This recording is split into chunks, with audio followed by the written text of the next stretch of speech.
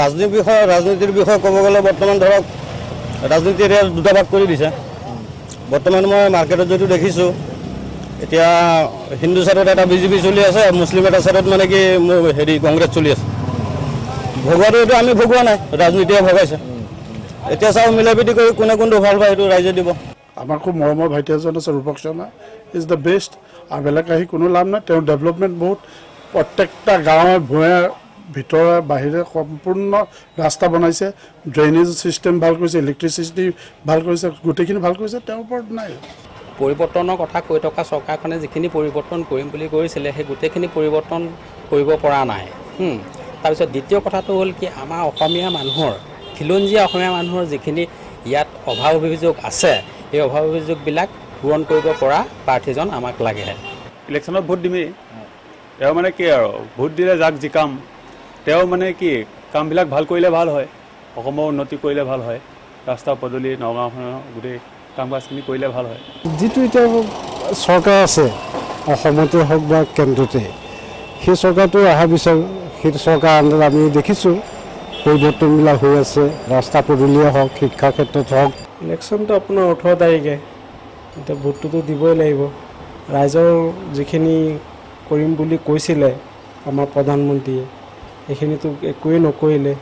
তাৰ বিনিময়ত এতিয়া বিকল্প কিবা এটা বিচাৰিব লাগিব।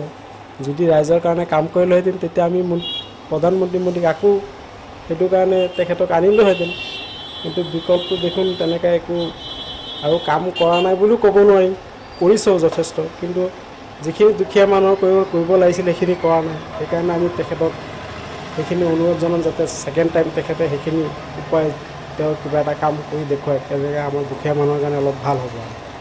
So right, starting from Jagirod, if we start from, so if we talk of the issues, see the paper mill of Jagirod, which had been closed down for quite some time now, if we come back to power in center, the thing is that we will revive this industry, we will revive the paper mill.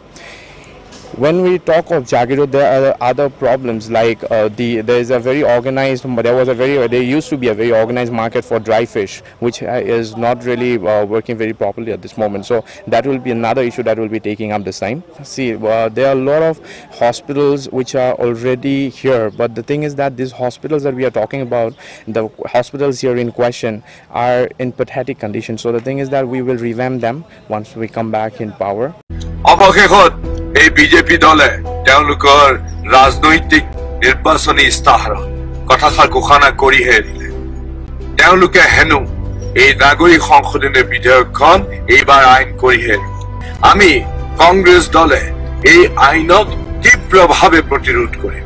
কিন্তু যোৱা 5টা বছৰত মাননীয় প্ৰধানমন্ত্ৰী নৰেন্দ্ৰ মোদী ডাঙৰীয়াই ভাৰতবৰ্ষখন যিদৰে আগুৱাই লৈ গ'ল, যিদৰে উন্নতিৰ পথত এপতকৈ আগুৱাই লৈ গ'ল, আমি সকলোৱে হৃদয়ংগম কৰিছোঁ। আৰু সেইকাৰণে আমাৰ সকলোৱে আমি বিচাৰিছোঁ যে আকৌ এবাৰ নৰেন্দ্ৰ মোদী ডাঙৰীয়া প্ৰধানমন্ত্ৰী হ'ব।